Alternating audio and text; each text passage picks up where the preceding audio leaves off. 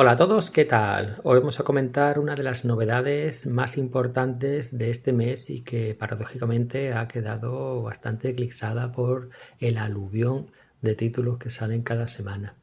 Esta Eva Medusa, obra de Ana Miralles y Antonio Segura, dos de los principales nombres del cómic español. Antonio Segura, bueno, quizá el mejor guionista que ha dado este país, con obras como Kraken, obras como Hombre, obras como Los Anillos de Líbarin. Bueno, tenemos muchas de sus obras comentadas en el canal, las estáis viendo, os dejo enlace en comentarios.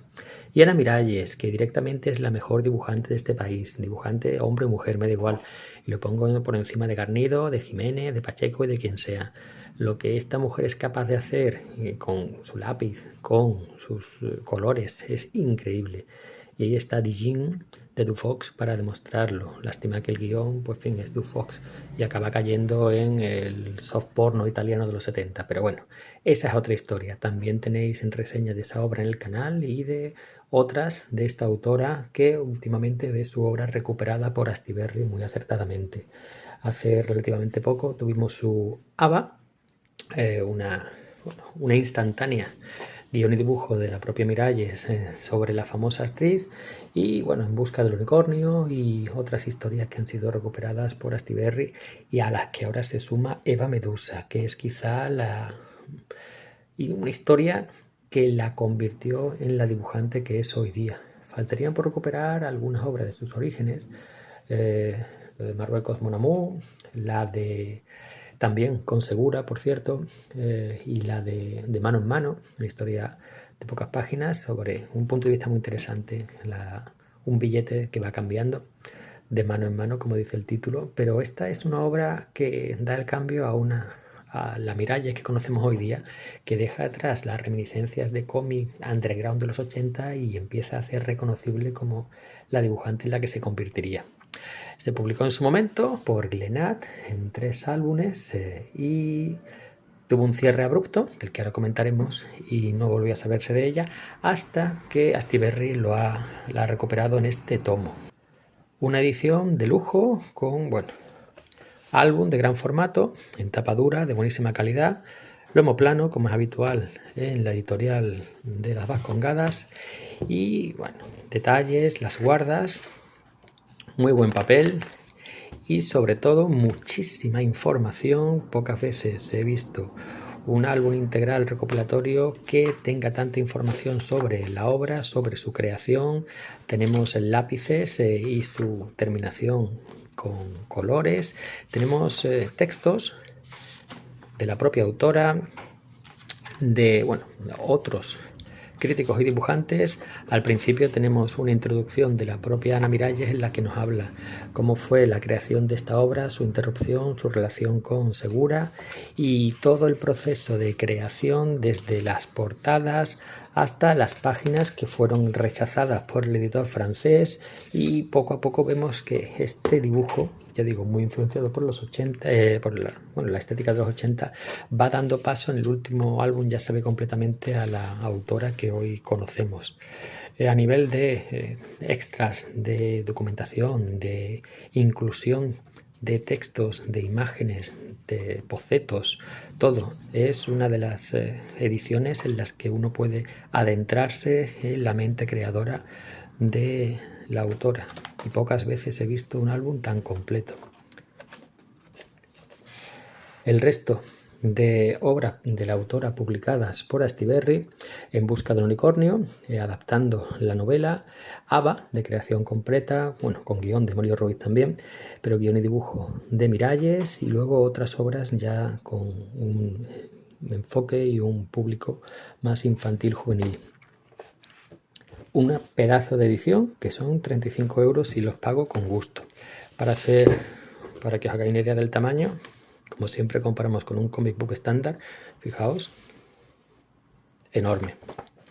Y bueno, la obra en sí. Empezamos con las palabras de la propia autora, Ana Miralles, que nos habla de, bueno, que esta fue su primera obra importante que se vendió al mercado francés. De hecho, se publicó allí originalmente. Conoció a Antonio Segura en un viaje a Angoulême y que conectaron, y después de un trabajo inicial en ese Marruecos Mon Amour, que queda por reeditar.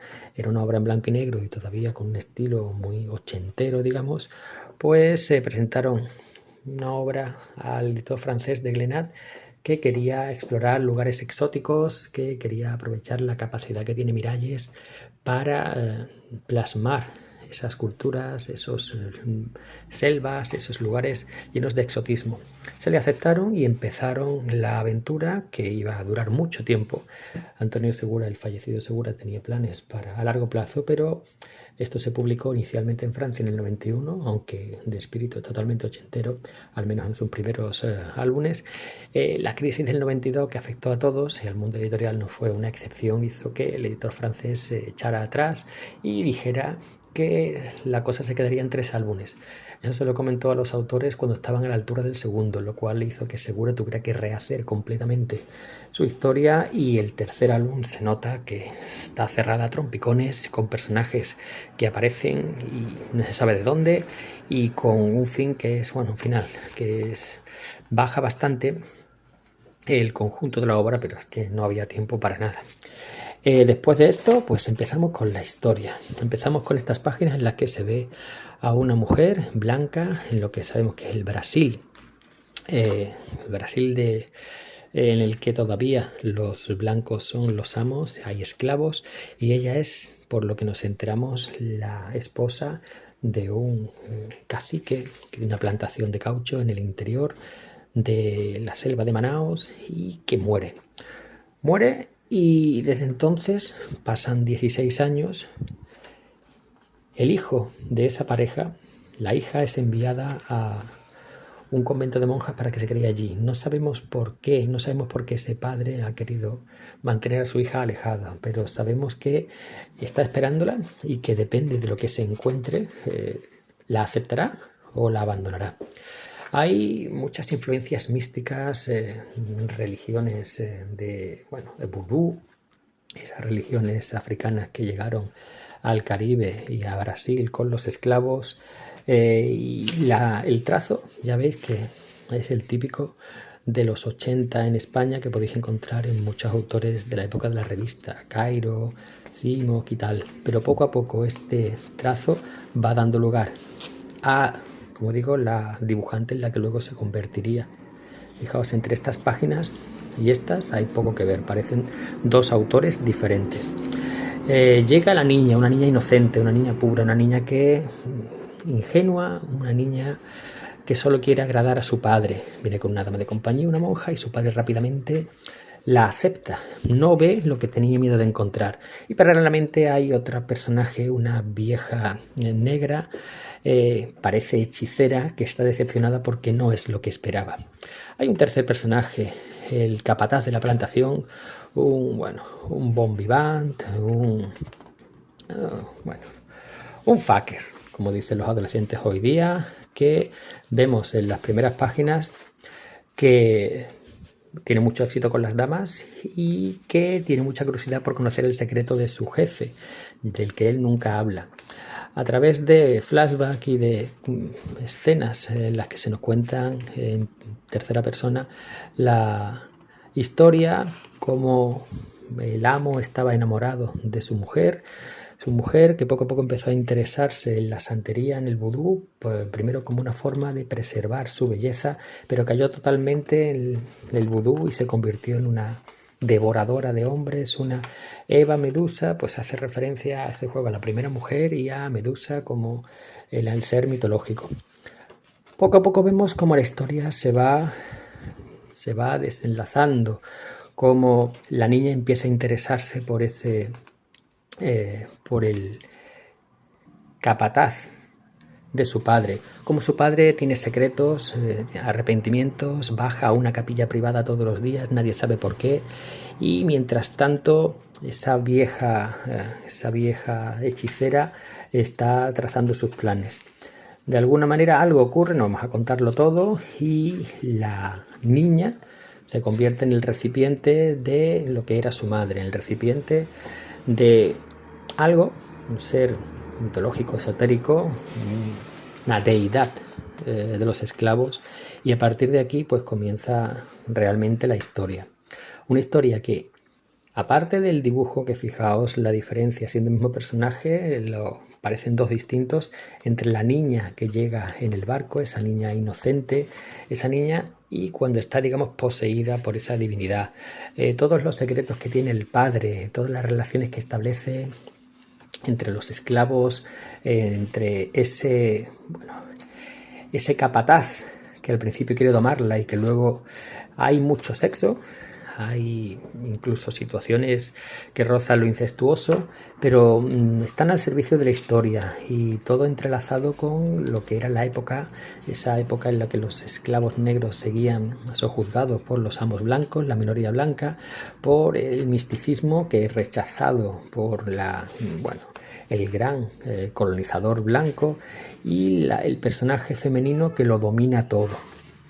En el segundo álbum ya vemos un salto de calidad en el dibujo, hay un cambio también de personajes y de ambiente. Se desarrolla en un barco, uno de esos barcos a lo de Mississippi, esos barcos de vapor que recorren uno de los grandes ríos brasileños, y en la que nuestro protagonista está con un pequeño universo de personajes, dos monjes, un capitán, una especie de terrateniente también que tiene a 3 concubinas a su disposición, y ella, este personaje, Eva Medusa, todo gira a su alrededor. La narración avanza con buen pulso, interesándose cada vez más y con personajes que están muy bien logrados, como este terrateniente que aparentemente es el epítome de la masculinidad, del éxito, pero que tiene pies de barro. También aparecen otros como también una terrateniente de una plantación de ascendencia germana y que tiene un apetito sexual imparable, escoltada por su mano derecha, que es el único al que no permite que la toquen, mientras ella se revuelca y se regocija con esclavos. Y el sexo está en toda la obra, pero no es, al contrario que pasaba en Dijin, no se centra en eso, sino que sirve para contar la historia. La verdad es que todo va perfecto, sobre ruedas, hasta que llegamos al tercer álbum con la noticia de que las cierres de la historia se cerraba y tenía que cerrarse ya, y aquí todo se precipita. Aparecen personajes como este psicólogo, un antecedente de psicólogo que trata a personas con problemas mentales y que se interesa por el caso de Eva Medusa y María, esa dualidad que considera una enfermedad mental, aunque es un personaje que tiene mucho más trasfondo y más de lo que parece. Personajes que hemos visto ya en el álbum anterior, pero todo muy rápido, apenas da tiempo a desarrollarse y a entender qué está pasando. Y se nos dice aquí, se nos explica quién es esa entidad, cuál es el objetivo de la creación de esta entidad en nuestro tiempo, desde un punto de vista que hoy día pues sería considerado, imperialismo blanco, un blanco para salvar a los negros. Algunas se rasgarán las 22 vestiduras, pero esto es una obra plenamente ochentera, aunque se publicara a principios de los 90, y en aquella época pues era lo habitual. Y el tercer álbum no voy a decir que lo estropee todo, porque la verdad es que cierra la historia, pero se nota que había muchísimas más páginas e historias y desarrollo de personajes preparados que quedaron truncados por la decisión del editor francés de cancelar la serie. Así que el tercer álbum deja un sabor agridulce. El dibujo mejora muchísimo, hay el desarrollo de la historia de los personajes que conocemos cierra bien, pero se presentan otros muchos y se explica el origen y el destino de esa Eva Medusa, que queda todo muy precipitado. Pero en cualquier caso es una lectura recomendable e imprescindible si te gusta Ana Miralles y si disfrutas de su evolución como autora. Recomiendo también leer esto junto o después de esta autora de cómic, en la que se habla de su historia y de la que se dedica un capítulo a este cómic en concreto. Y nada más que contar, recomendable como todo lo de Ana Miralles. Un saludo y hasta la próxima.